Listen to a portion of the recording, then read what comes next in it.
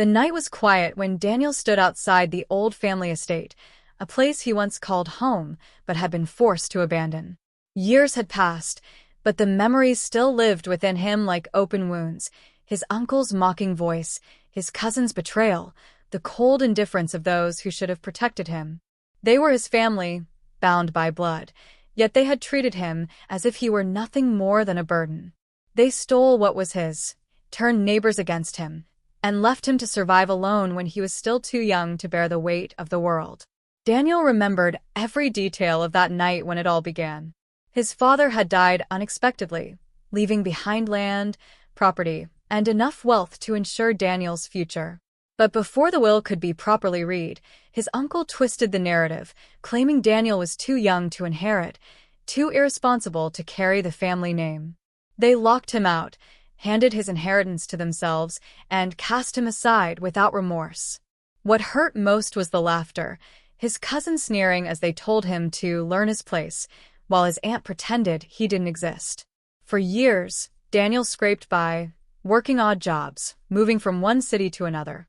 He was alone, but solitude hardened him.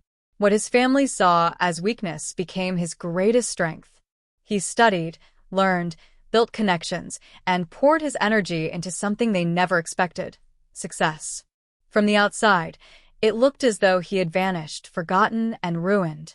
But in reality, Daniel was waiting, silently building the kind of life his family could never imagine. By the time he returned, the estate was falling apart, though his uncle and cousins still clung to the illusion of power. They had squandered most of what they stole, selling land piece by piece, begging banks for extensions, drowning in debt while keeping up the mask of wealth. Their pride refused to let them admit the truth, and that pride would soon become their downfall. Daniel didn't come back with fury in his voice or fire in his eyes. He came back with documents, lawyers, and the one thing his family lacked: proof. Quietly, he had gathered records, traced transactions, uncovered lies that had been buried under years of deceit. He had enough evidence to expose fraud, theft, and forgery. What they thought was erased, he had preserved. The confrontation was not dramatic, not in the way they had expected. He didn't storm into the estate demanding answers. Instead, he invited them to a meeting, presenting himself as the man they once dismissed. They barely recognized him at first, sharply dressed, calm, confident. His uncle tried to dismiss him, his cousin sneered as always, but their laughter quickly faded when Daniel placed a thick file on the table. Every document, every signature, every stolen asset was there, a timeline of betrayal written in ink. He didn't need to raise his voice. The silence that filled the room was louder than any anger he could have shown. His family's faces shifted from arrogance to fear, realizing they were cornered. But Daniel wasn't finished. Instead of simply reclaiming what was his, he had gone further. The estate, the businesses, the remnants of the family's wealth, all of it now legally belonged to him. The lawyers had ensured it. Years of planning had led to this moment, and his family had no escape. His uncle, once the towering figure of authority, sat slumped in his chair, powerless. His cousins, who had tormented him as a child, stared at him with wide, disbelieving eyes. Daniel didn't shout, didn't curse, didn't demand apologies. He simply stood, told them they would leave by the end of the week, and walked out. There was no need for cruelty. Their ruin was enough. They had taken everything from him once, but now he had taken it back, and more. Outside, the night air felt different. For years, Daniel had carried the weight of betrayal, but now it was gone. The family that wronged him never expected his revenge, because they never believed he could rise above what they had done.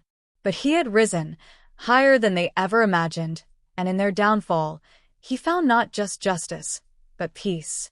Daniel walked away that night with the coolness of a man who had already won, but the truth was, his revenge was not only about reclaiming wealth or property.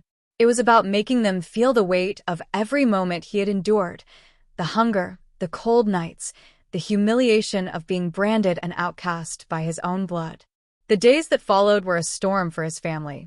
His uncle tried to fight back, sending desperate letters and calling in favors from old friends, but Daniel had already dismantled those ties years ago. No bank would grant them credit, no associate would stand beside them. One by one, doors closed, and the family that once looked down on him now found themselves abandoned. His cousins, once arrogant and cruel, were stripped of everything they had grown comfortable with.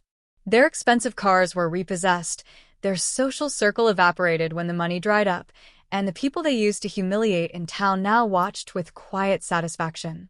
Pride turned into shame as whispers spread. The boy they cast out has returned, and he owns it all. Daniel never gloated. He never gave them the satisfaction of seeing him angry or triumphant. His silence was far worse.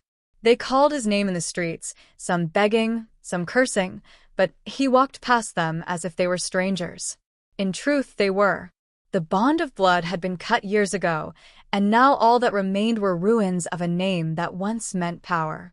Weeks later, Daniel returned to the estate once more, not out of necessity, but closure. The house was nearly empty, his family having left in disgrace. Dust gathered in the corners, and the walls that once echoed with laughter now carried only silence. He walked through the halls, remembering how he once ran as a boy, barefoot, dreaming of a future that had been stolen. Now, those dreams had been rewritten. Standing in his father's old study, Daniel opened a drawer and found something untouched, a faded photograph of him as a child, sitting on his father's shoulders. His throat tightened, not from sorrow, but from a strange mix of relief and victory. The house was his, the land was his, the future was his. And yet, the greatest triumph was knowing his family could never undo what he had built. Revenge, Daniel realized, was not about shouting or striking back with fire. True revenge was patience, waiting, planning, becoming so strong that those who wronged you were crushed beneath the weight of their own arrogance. His family had thought him weak, but in the end, their downfall came not from an enemy, but from the very boy they had betrayed.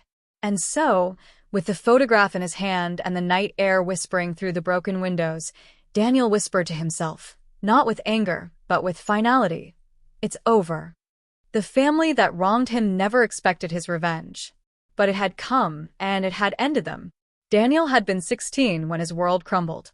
His father had been his anchor, a man respected in the community, fair and hardworking. But death came without warning, and with it came the vultures. At the funeral, Daniel stood quietly as his uncle, Harold, wrapped an arm around him, pretending to comfort him. The words Harold whispered into his ear were meant for no one else. "You're too young for all this. Don't worry, I'll handle everything. Trust me." Daniel did trust him for a time. But days later, he found the locks changed on the estate gates. His belongings, his clothes, his books, even the watch his father had given him, were stuffed into a single bag and left outside. His cousins laughed as he stood at the gates, begging to be let in. "You don't belong here anymore," sneered Martin, the eldest cousin. "This is our house now." The neighbors turned their faces away. No one intervened. By the time Daniel understood what had happened, it was too late. His inheritance had been signed away, his name erased from documents, all under the guise of family management. He had no power, no voice, no one to stand for him.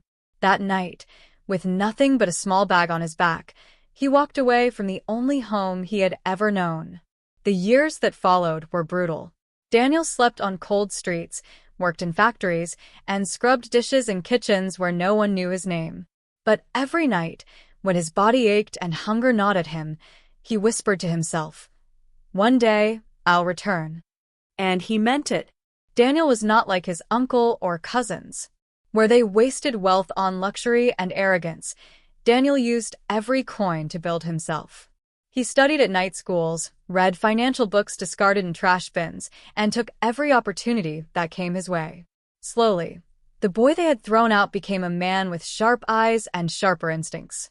He learned business, trade, law, skills his family never thought he'd possess. It took years, but he rose. First with small ventures, then larger ones. He built partnerships with powerful men who respected his mind, not his name. And while his family lived in the illusion of wealth, Daniel built an empire in silence. By the time he returned, He wasn't Daniel the orphaned boy anymore. He was Daniel Blackwood, CEO of multiple companies, a man with influence far beyond the crumbling town his family clung to. The confrontation came on a rainy evening. He sent letters to each member of the family, summoning them to the estate's great dining hall. They arrived out of curiosity, some out of arrogance, none knowing what awaited them. Harold sat at the head of the table, still trying to command authority despite the deep lines of stress etched into his face. Martin and his siblings lounged lazily, sneering when Daniel entered. "Well, look who decided to crawl back," Martin said with a smirk. "I thought you'd be begging on some street by now." Daniel didn't react. He walked to the table, placed a leather folder on it, and looked each of them in the eye. His voice was calm, steady, but it carried weight. "You took everything from me when I was a child. But I learned something in those years you left me to suffer. Revenge is not in anger. Revenge is in patience." He opened the folder, and papers spilled across the table. Legal documents, bank statements, evidence of forgery. Harold's face drained of color as he scanned them, realizing too late what they meant. This is nonsense," Harold stammered. "You can't." Daniel interrupted, his tone icy. "I can. And I already have. The estate, the businesses, the land, you no longer own any of it. It's all legally mine. Every signature, every fraudulent move you made, I've traced it back. The law doesn't forgive theft, Harold. Not even from family." The room fell silent. His cousins no longer smirked. Their eyes darted in panic. Martin slammed his fist on the table. "You can't just throw us out. This is our home." Daniel leaned forward, his eyes cold. "It was my home first. You laughed when you locked me out. Do you remember? Now it's your turn to stand at those gates with nothing. No shouting, no screaming, just truth." That was worse than fury. By the end of the week, the family was gone. They left in disgrace, their possessions seized, their reputation shattered. Neighbors whispered, not with pity, but with satisfaction. The mighty Blackwoods, who once strutted in pride, were reduced to nothing. Daniel stood alone in the empty estate. He walked into his father's study, the scent of old books still lingering. On the desk, he found the watch his father once gave him, the one he thought he had lost forever. He picked it up, fastened it on his wrist, and for the first time in years, he allowed himself a small smile. The boy they had betrayed had become the man who ended them. The family that wronged him never expected this revenge.